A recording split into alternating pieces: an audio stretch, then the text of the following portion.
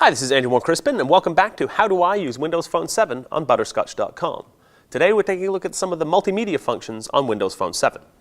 So first thing, we have this tile here, which is called Play To. Now this is DLNA, which is the DLNA, Digital Living Network Alliance, which basically ties together a bunch of home theater items plus Windows 7 and Windows Vista, where we can actually stream directly from, in this case, our pictures, music, and videos collection directly to a big screen TV. Something we'd have to set up by digging through some of the menus here. Now, if we were in range of a DLNA appliance, we'd actually see it appear in this menu here. We're not actually in range right now, so we can't really show you that. What we can show you, though, is the Zune interface here. So we'll tap on Music and Videos. Now, if you own Zune HD, this interface will be instantly familiar to you. Here we have quick access to our music, our videos, our podcasts, and our radio. We can also see any videos we've been watching recently, as well as music we've been listening to. We can see a list of things that we can choose to play here. This is our history. So now we're playing the music. We can play and pause using the buttons down the bottom here. We can also skip forward and back through tracks. Now we have noticed some problems with this. So this Leadbelly album doesn't have any digital rights management on it, DRM.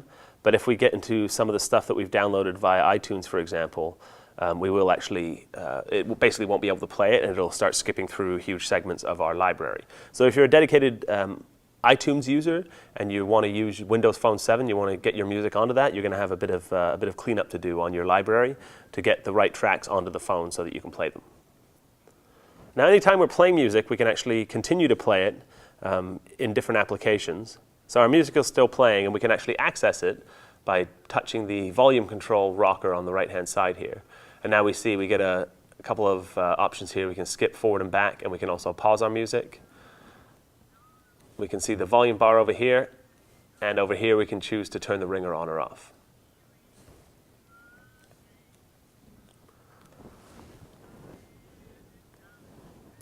Now we're going to go have a quick look at some videos. So we'll tap on Videos here. This is a video we recorded using the 720p video recording capability on this phone in an earlier segment. So we can tap on that. And now we'll see it's going to be slightly out of focus because the items were so close to the lens. But one thing is, so this is only about a 6-second video.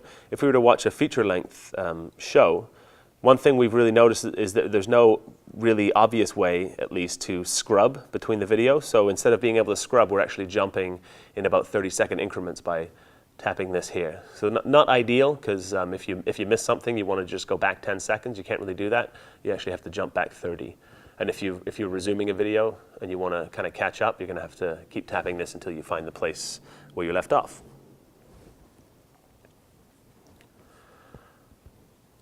Get back into the Zune application here. Now, to show you the radio, we're going to have to take a quick break and come back with the headset attached. Now that we have our headset attached, we can show you how to use the radio. Now, the radio does require that you have your headset attached because this headset will actually act as the antenna. We're using the headset that came in the box with our LG Quantum. So we just tap on Radio down here. Now we can see the currently playing station. So we can seek through. If we're actually looking for a specific station, we can slide our finger like this and keep looking through.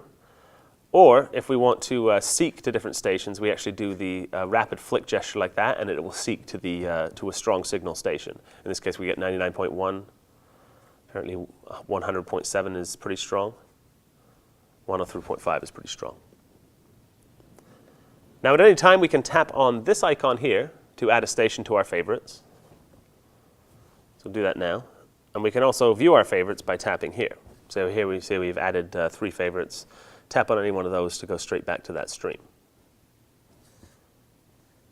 So we can basically stop and start the radio whenever we want. Now it is FM only. I don't really know if you'd want to be listening to AM radio, but this one is an FM only radio. So it's a nice little feature, something not a lot of smartphones tend to include. So if you have a few favorite FM radio stations that you really like to tune into, might be a selling factor. We'll touch really quickly on podcasts, which is another option within the Zune application.